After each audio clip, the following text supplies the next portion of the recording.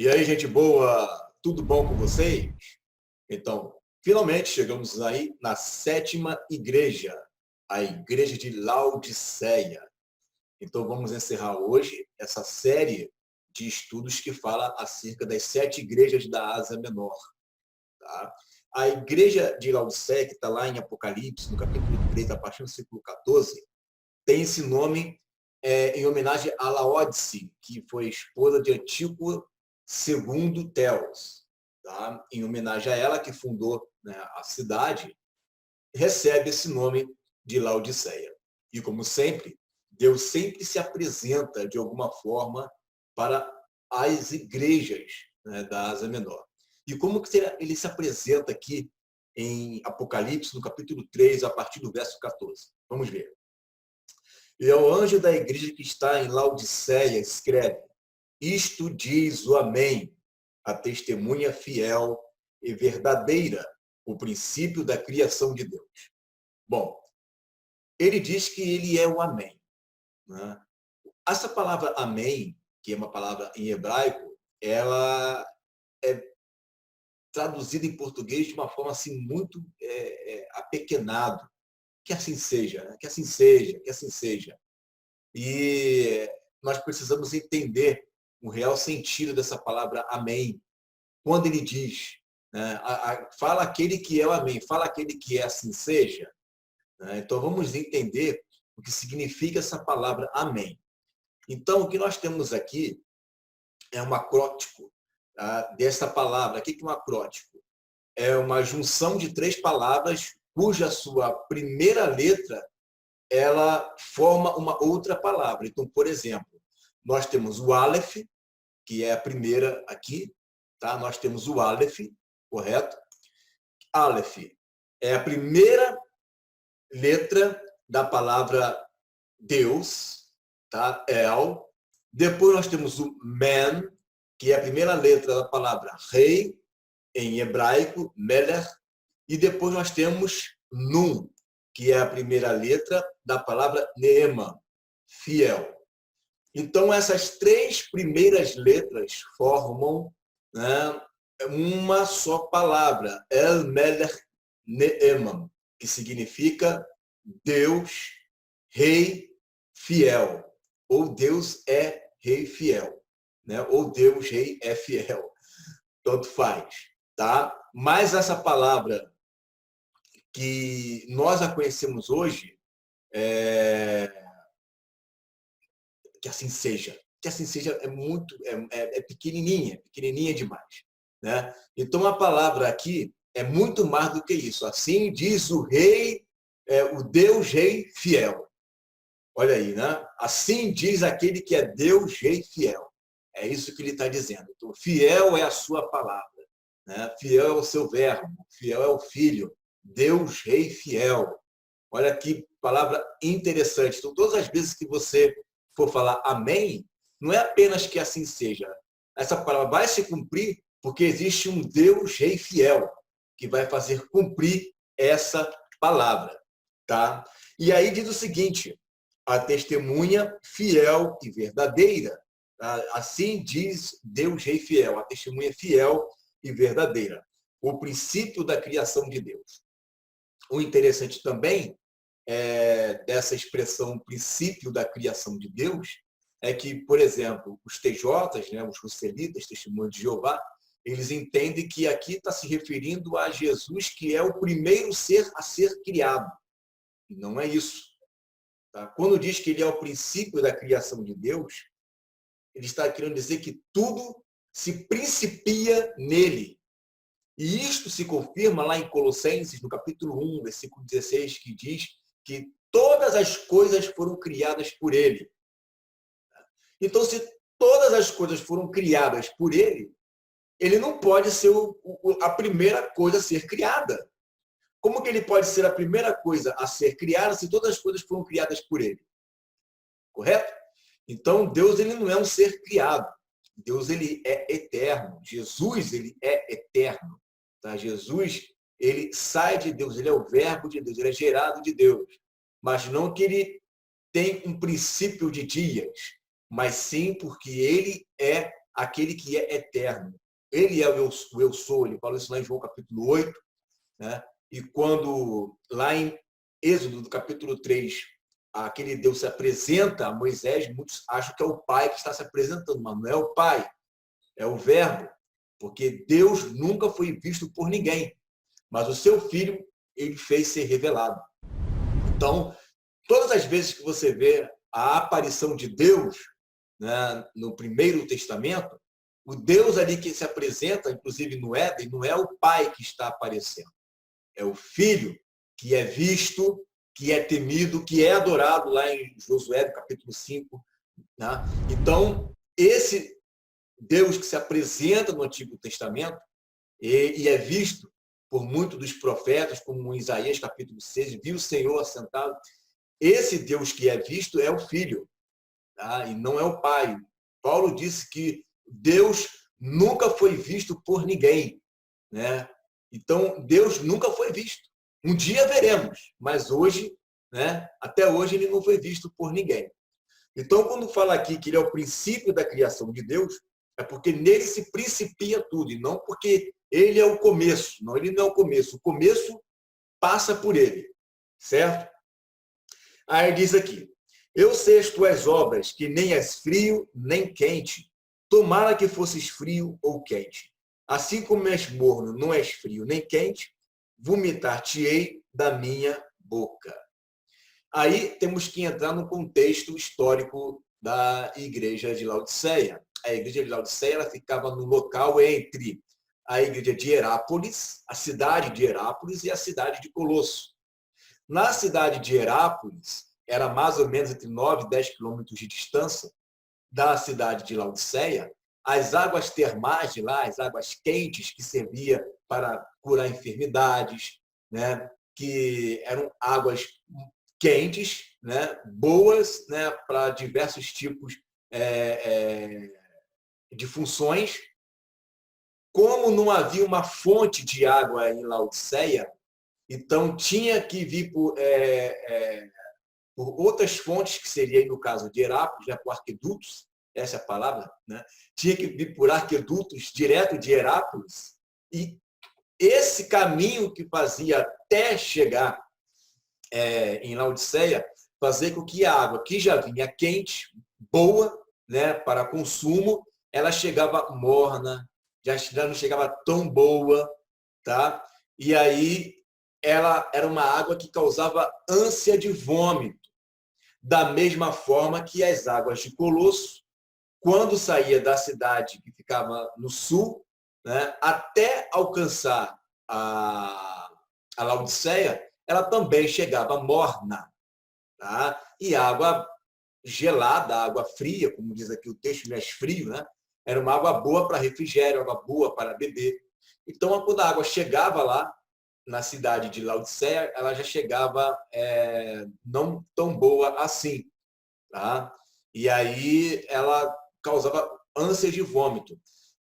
Esse exemplo do que acontecia lá na igreja de Laodiceia, Jesus ele utiliza, né, desse fato real histórico para fazer uma analogia espiritual. Que analogia é essa? Que vocês não são boas para curar enfermidades e nem são boas para trazer refrigério. Vocês são mornos. E mornos você se torna uma igreja de crentes eméticos, de crentes que causam ânsias de vômito. Olha que palavra terrível é essa. Principalmente porque é uma igreja que você observa que Deus ele não trata ela com nenhum tipo de elogio. Mas não é por isso que ele não deixa de chamar de minha igreja, né? A igreja dele, todas as igrejas estão à destra dele. Todas as igrejas, né, estão à destra de Jesus. Está nas mãos dele as igrejas, né? Então, está com ele. Mesmo ele vai falar ainda palavras duras contra a igreja de Laodiceia, mas ele não vai deixar de chamar de igreja. Tá? Isso é importante porque o grupo que eu tenho um amor por eles muito grande, mas porém não posso deixar de criticá-lo como Jesus criticou a igreja de Laodiceia, que é o grupo dos desigrejados, que muitas das vezes acabam criticando de uma maneira tal as outras igrejas, né, congregacionais, comunidades cristãs, né, e acabam usando palavras como gado,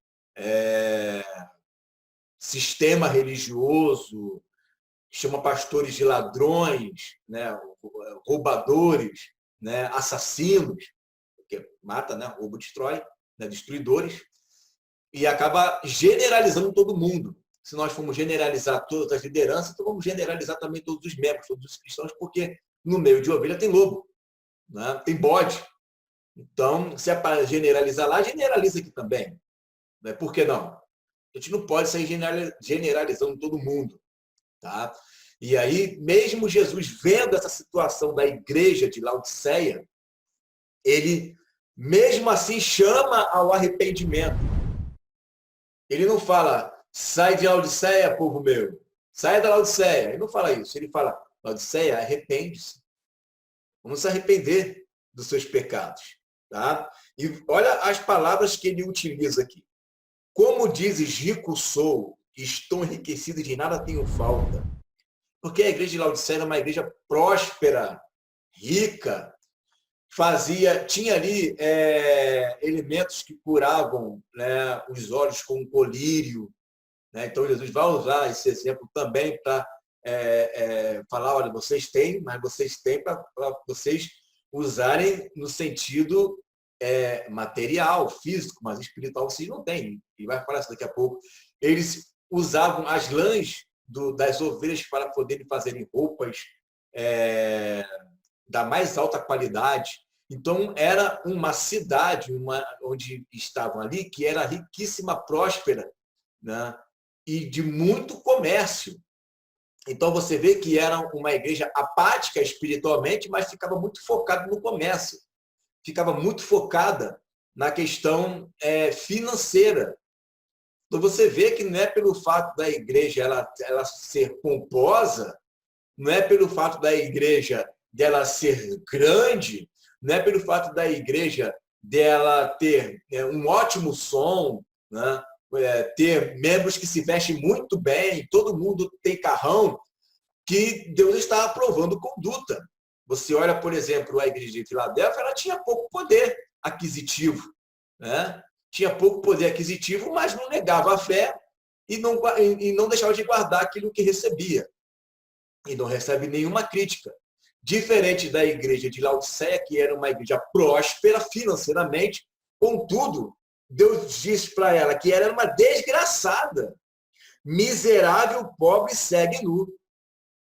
Olha aí, tudo que ela dizia que não faltava, amparada pelas questões financeiras, porque tem muita gente que acha que ser rico é sinônimo de aprovação espiritual, e não é. Se for assim, Faraó, que era o grande rei do Egito, era um homem próspero e cheio de Deus. Herodes também, né? Em comparação a João Batista, que não morava num deserto, e que de todos os homens, ninguém foi maior do que João Batista.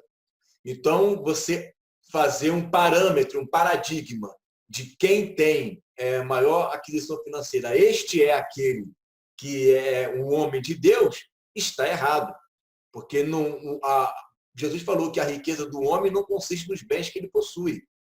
E é justamente o que está acontecendo aqui com a igreja de Laodiceia. Ela está querendo colocar como modelo, né, a sua vida próspera, enriquecida, como uma igreja que, ainda que não tenha água ali, né, você vê como é que é a soberba do homem. Né? Não tem água, tem que ficar pegando água emprestada de outras cidades, né, mas acha que tem tudo. Enquanto o essencial não tem, que é a água. O essencial para tomar banho, para poder curar as enfermidades, o essencial de uma cidade não tem. Né? E ali elas faltava nela o essencial. Isso causava ânsias de vômitos de Deus, porque era uma igreja que vivia debaixo de uma hipocrisia. Uma hipocrisia tanto na área da luxúria, né, do querer aparecer, do querer mostrar aquilo que tem, tanto também na área espiritual. E aí, olha que palavra, gente. Isso daqui é muito forte. Você já imaginou Deus chegar para você e falar: você é um desgraçado, você é um miserável, você é pobre, você é cego, você é nu. Uma coisa que Deus rejeita, gente, é a soberba. Não adianta. A soberba sempre vai lembrar Satanás. A soberba sempre vai lembrar o diabo. Quando Deus olha para um cristão soberbo, Deus está olhando para o diabo.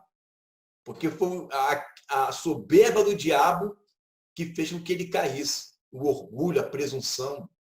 Deus não está nesse negócio. Né? E aí diz, ó, aconselha-te que de mim compres ouro provado no fogo, para que te enriqueças. Olha como é que Deus ama a igreja, né? Mesmo chamando de desgraçado, pobre, cego, nu, ele dá um conselho para trazer o arrependimento. Que amor é esse, gente? Deus tem um amor tão grande pela igreja. Oh, meu Deus, que amor incomensurável. E a gente fica tratando as outras pessoas, né, os outros irmãos, com tanto desprezo, né? Com tanto orgulho, com tanta soberba, gente. Aconselho que de mim compres ouro refinado no fogo, para que te enriqueças, ainda tem chance de arrependimento. Ó. Vestes brancas para que te vistas e não apareça a vergonha da tua nudez, e que unja os olhos com colírio para que vejas. Interessante que lá em 1 Pedro, capítulo 1, versículo 7, Pedro vai dizer assim, ó, para que a prova da vossa fé, muito mais preciosa que o ouro, que perece, é provada pelo fogo. Ou seja, vocês agora têm que ter ouro provado pelo fogo, fé. Que vocês sejam ricos de fé. Vocês não têm fé. Vocês têm dinheiro, mas vocês não têm fé. Vocês conseguem viajar. Vocês conseguem postar altas fotos maravilhosas de tudo que vocês fazem, de tudo para onde vocês vão, o que vocês comem. Né? Isso vocês têm de sobra. Uma fé que é bom não tem. Né? Então, vocês precisam comprar o ouro refinado pelo fogo, que é a prova da vossa fé. Né? E aí diz assim, se ache em louvor e honra e glória na revelação de Jesus Cristo. Então, quando você tem fé, e a fé é comprovada pelas suas obras, que a fé sem obra ela é morta, então você passa a vestir vestes brancas. Né? E aí você esconde a sua nudez. Resultado, você coloca colírio nos olhos para que veja, que é o que está em 1 Pedro 1,7, ou seja, a revelação de Jesus Cristo. Então, falta em vocês fé, a fé vai levar à prática, e a prática vai fazer com que vocês conheçam cada vez mais Jesus, na revelação de Jesus. É isso que está faltando para vocês. Vocês não têm a revelação, vocês não têm a praticidade da fé, que é movida, né, pelo amor. Então, você tem a fé move você a praticar, e são práticas que são obras, são fruto do Espírito, né, oriundos, né, do amor, motivado pela fé. E aí, com isso, você passa a conhecer Jesus Cristo na revelação. Os seus olhos vão passar a enxergar Jesus. Olha que lindo, gente. Deus está chamando a igreja para isso. Aí ele fala, ó, versículo 19, eu repreendo e castigo a todos quantos amo. Olha, o Senhor ama a igreja de Laodiceia. Gente. O Senhor ama a igreja de Laodiceia. Olha o amor que ele tem por essa igreja. A igreja está nas mãos dele. Está nas mãos dele. E ele passeia por essa igreja. Você acha que não passeava? A igreja que Deus está passeando é aquela igreja lá de Laodiceia. Isso está na Bíblia. Né? Mas o fato dele ainda estar ali não significa, mais uma vez, que Deus está aprovando conduta. Mas ele chama ao arrependimento. Sê, pois, zeloso e arrepende-te.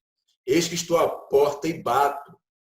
Se alguém ouvir a minha voz e abrir a porta, entrarei em sua casa e com ele cearei e ele comigo. Tem gente que pega esse versículo e fala, né? Deixa que Deus ele entre no teu coração. Aí fala para a pessoa que está evangelizando, né? Na verdade, ele está falando para a igreja. O que é a igreja? A igreja é o templo do Espírito. A não ser que eu tenha aprendido errado, mas até onde eu sei é isso. Mas ele não tem comunhão. Está faltando comunhão. Então ele está ali batendo na porta, deixa eu ter comunhão com você, igreja. Deixa eu ter comunhão com você, ó templo do Espírito Santo. Porque você tem, mas não está cheio dele. Então eu quero ter comunhão com você, eu quero cear com você.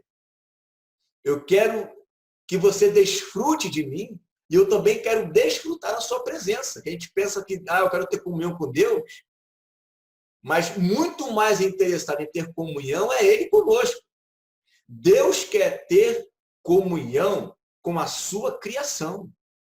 Deus quer ter intimidade com o ser que Ele criou.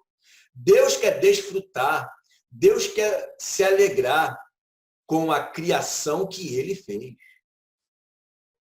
Porque uma coisa é eu olhar como criatura o Deus Criador e querer ter comunhão com Ele. Agora, uma outra coisa é o próprio Deus, o Todo-Poderoso, Criador dos céus e da terra, querer ter comunhão com a sua criatura, com aquilo que ele chama de poeira. Então, ele querer ter comunhão conosco, nós queremos ter comunhão com ele, né, é um privilégio, mas ele ter comunhão conosco é uma honra. Então, ele querer ter comunhão conosco é algo incomensurável. Ele chama a querer ter comunhão conosco. É impressionante isso. Deus, o Criador de tudo, quer ter comunhão com você. Ele quer conversar com você. Ele quer cear com você. Ele quer estar junto de você. Ele chama isso. É como se Deus tivesse necessidade de ter comunhão. Gente, isso para mim é incomensurável. É por isso que Paulo fala que o amor de Cristo nos constrange. O amor dele nos constrange, porque como é que pode?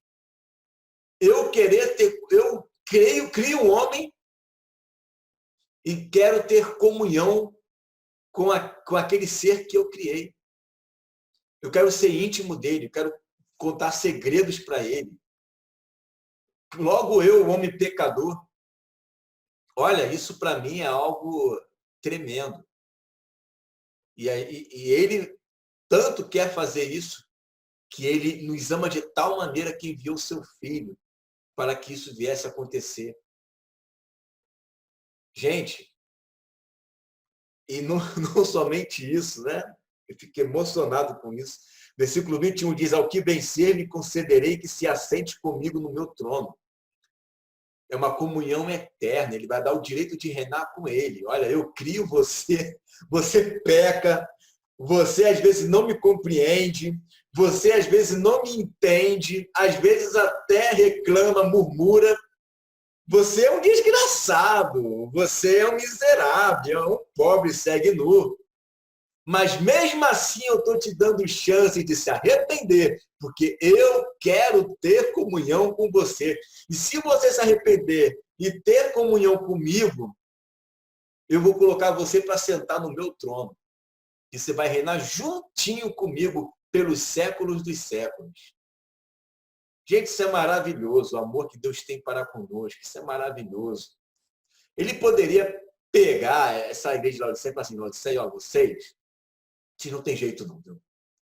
Não tem jeito, vocês são gado. Vocês são analfabetos funcionais.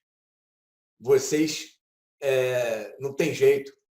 Quer saber? Vai tudo para o inferno mesmo. Que se dane vocês. Né? Eu tenho mais coisa para fazer. Eu estou mais preocupado com um monte de coisa para fazer.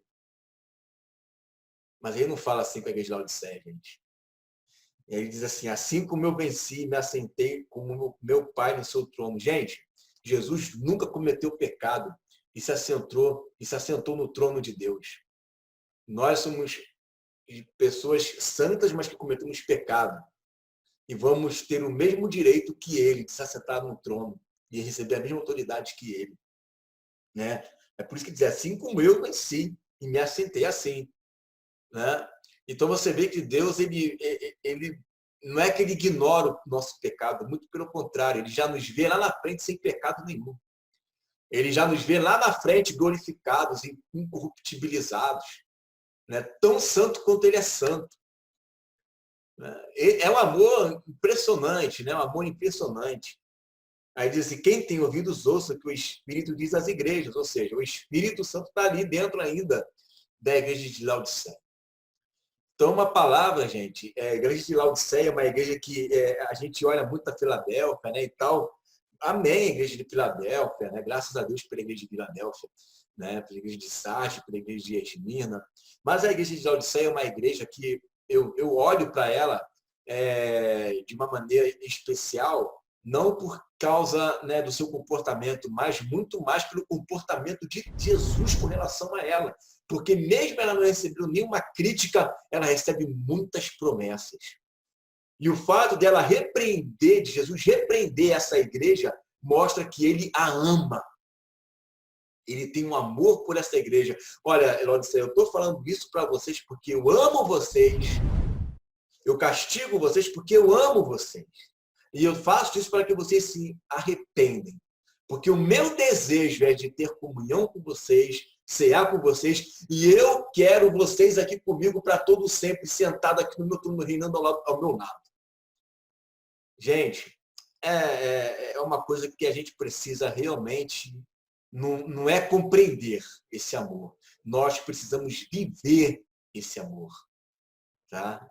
Então, é isso, essa é a palavra que eu tenho. Encerra aqui, né, esse estudo, né, das 7 igrejas do Apocalipse, e encerro com esse sentimento de amor, né, que eu quero que nós viemos a vivenciar. Né, esse amor ágape, esse amor que ultrapassa. A igreja de Filadélfia é uma igreja, né, de um amor fraternal, mas Deus trata a igreja de Laodiceia com amor ágape. Eu amo, né, e castigo e repreendo a todos aqueles que eu tenho esse amor incondicional. Então, é esse amor que Deus quer que nós venhamos a ter por todos aqueles irmãos que ainda estão presos numa Laodiceia. Né? Então, não é para sair apontando o dedo, gente, pelo amor de Deus. Né? Vamos chamar Deus conhece os corações dos homens, por isso que ele fala dessa forma. Mas nós não conhecemos os corações dos homens. O que nós podemos fazer é chamar o arrependimento e incentivar eles ao amor. Né? Claro que existem obras que são manifestas, obras mortas que são manifestas. Aí sim, né? Não tem jeito, a gente está vendo ali, se está vendo, não tem como negar. Mas existem casos em que a gente não vê, que a gente não pode sair julgando todo mundo com a mesma régua. Que aí não é julgar com com a reta justiça, é julgar de uma forma errada, né? E não de uma forma com uma equidade. Né? Então, vamos observar isso e vamos amar mais e julgar menos. Certo? Fica essa palavra em nome de Jesus.